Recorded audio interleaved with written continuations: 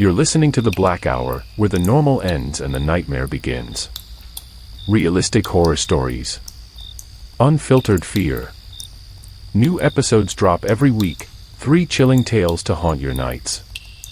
So turn off the lights, put on your headphones, and ask yourself, are you really alone? Let's begin. Story. The Man in the Chair. You ever walk into a place and just feel something's off? That's exactly how people describe this old boarding house in London. It looked normal enough from the outside, nothing fancy, just a tall brick building with creaky stairs and narrow hallways. The owner, an older guy named Mr. Henson, swore the weirdest thing in his house wasn't the leaky pipes or the drafty windows. It was a chair. Yeah, just a chair. Years back, a quiet tenant rented the biggest room in the place. He wasn't rude or anything, just distant. Didn't talk much, never joined the others for dinner. Instead, he'd spend hours in the common room, sunk deep into this big, worn-out armchair near the fireplace. At first, everyone thought, okay, the guy just likes his spot. But soon, they started noticing little things. Even when he wasn't in the chair, if you walked past it, you'd feel this strange heat, like someone had just been sitting there. Not cozy heat, no. More like this heavy, sticky warmth that clung to your skin and made the back of your neck prickle. Nobody wanted to admit it out loud, but they were all starting to get the same feeling. That chair wasn't just a chair. Weeks went by, and the man in the chair never changed his routine. Morning, afternoon, even late at night, you could walk past the common room, and there he'd be. Same position. Same chair. Always staring into the fire like he was trying to remember something, or maybe trying to forget it. People started giving him space. No one wanted to sit too close. It wasn't that he was mean, he wasn't, it's just. He had this heavy air about him. Like he could feel the weight of whatever was on his mind. Then one cold November night, it happened. No one saw him come downstairs. No one saw him in the chair. When the landlord went up to check, he found the man in his bed, eyes closed, perfectly still. Dead. No struggle. No sign of sickness. It was like his body just decided to quit. They called the authorities, had the funeral arrangements made. A few days later, the room was cleared out, and life in the boarding house went back to its creaky, drafty normal. Or so everyone thought. A week later, the room was rented to a young guy named Carter. Fresh out of school, starting a new job in the city. Friendly, optimistic, the kind of tenant you actually like having around. First night in, Carter unpacked, went downstairs for tea, and sat in the big common room. He didn't know the history of the chair, no one had told him. So naturally, he sat in it. The others noticed. They exchanged these quiet glances but didn't say anything. What were they gonna do? Tell him the chair was haunted? He'd just laugh it off. But later that night, when everyone was asleep, Carter woke up suddenly. No sound, no reason, he just woke up. The room was dim, just a little moonlight coming through the curtains. And there, in the corner, was the chair.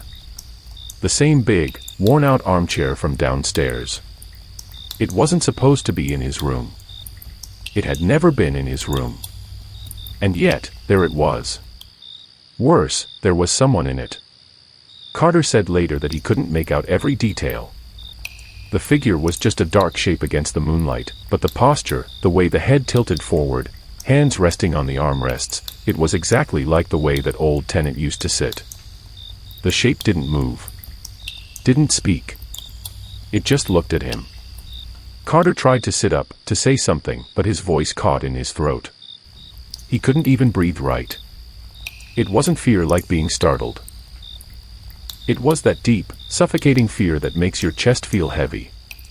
And then, the figure leaned forward, slow, deliberate, and Carter could see the pale glint of eyes in the dark. Not bright. not glowing. Just watching him. A voice, low, almost like it was inside his head, whispered, "This is my chair. Why are you here?" Carter blinked, and in that instant, the chair was gone. The corner was empty. But the air still felt warm, heavy, and wrong. By morning, he'd convinced himself it was a dream. Until he went downstairs. The chair was back in its old spot near the fireplace. Exactly where it had always been. But the cushion was warm. Carter packed his things and left before lunch. Didn't even ask for his rent back. When the landlord asked why, Carter just shook his head and said, "I can't stay here. Not with him in the house." The landlord decided enough was enough. He had the chair moved up to a locked storage room at the very top of the house. Figured, out of sight, out of mind. But strange things have a way of sticking around. A few months later, a cleaning lady came to dust the storage room. She came back down pale as paper. Said she'd opened the door, and the whole room felt warm, like it had been baking in sunlight all day. But it hadn't. It was midwinter. The window was shut. No heat vent in the room. When she walked past the chair, she swore she felt the warmth clinging to her skin. Like someone had just gotten up. Over the years, the chair stayed in that storage room. Nobody sat in it. Nobody moved it. And yet, people still said they could feel it. A delivery guy once brought boxes up there. Halfway through, he froze in the doorway and said, "Someone's been sitting in here, huh?" The landlord told him no, the room was locked all the time. The delivery guy just frowned and muttered, "Funny, the air feels like it's been breathed in." Now, I'm not saying I believe in ghosts. But I am saying this. That chair is still up there. The house has been sold a few times since. Owners come and go. But the stories, those stick. And if you ever find yourself walking past that storage room on a quiet night, sometimes, just sometimes, you might feel it. That strange, lingering warmth. That heavy, watching presence. And you'll know. You're not alone. You want to know what happened that night? Fine.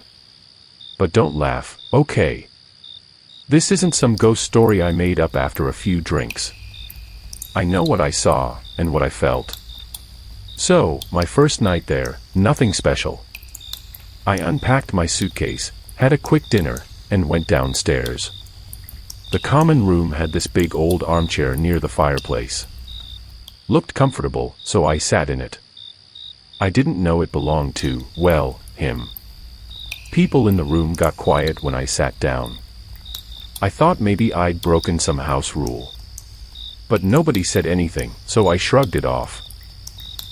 That night, I'm sleeping just fine when I suddenly wake up. No reason. It's like someone shook me, but softer, like a nudge in my mind. And there in the corner, the chair. I swear on my life, it wasn't there before. The corner was empty when I went to bed. But now, there it was, and someone was in it. At first I thought maybe it was a trick of the moonlight. I could barely see him, just a shape, head tilted forward, hands on the armrests. Then my eyes adjusted, and I realized he was staring right at me. Not blinking. Just watching.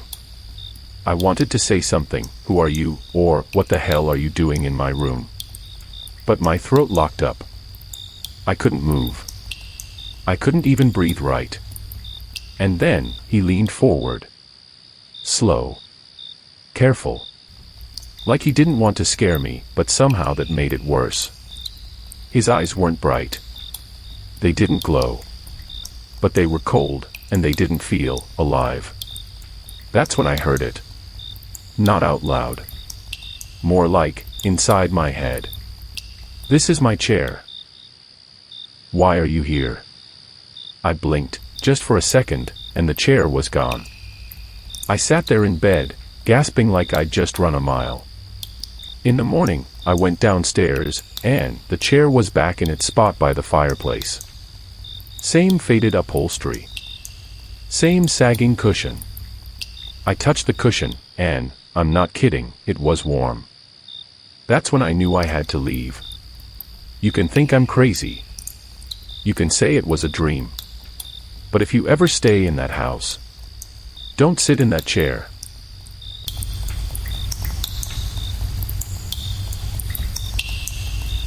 Story: The Vanishing Hitchhiker. You ever hear a story that just sticks with you, even though you wish it wouldn't? This one's been told in County Clare, Ireland, for more than 100 years, and every person who tells it swears it's real. It happened to a man named Patrick O'Donnell. Hard-working farmer, no-nonsense type, the kind of guy who didn't have time for ghost stories. At least, not until this night. It was late autumn, the kind of evening where fog hangs low over the fields, and the moon looks like it's hiding behind a sheet. Patrick had just finished selling his goods at market and was heading home in his horse cart. The road was quiet. Too quiet. Even the crickets had gone silent. The only sound was the steady clip-clop of the horse's hooves and the faint creak of the cart wheels. Halfway home, Patrick spotted something, or someone, ahead. A young woman, walking along the roadside. She wore a pale dress that fluttered just a little in the wind, but no coat, no shawl. Patrick slowed the cart and called out, "Miss, you'll catch your death in this weather. Hop in, I'll take you where you're headed." She lifted her head. In the dim light, her face looked calm, almost too calm. Without a word, she climbed into the cart and sat beside him. For the first few minutes, Patrick didn't say much.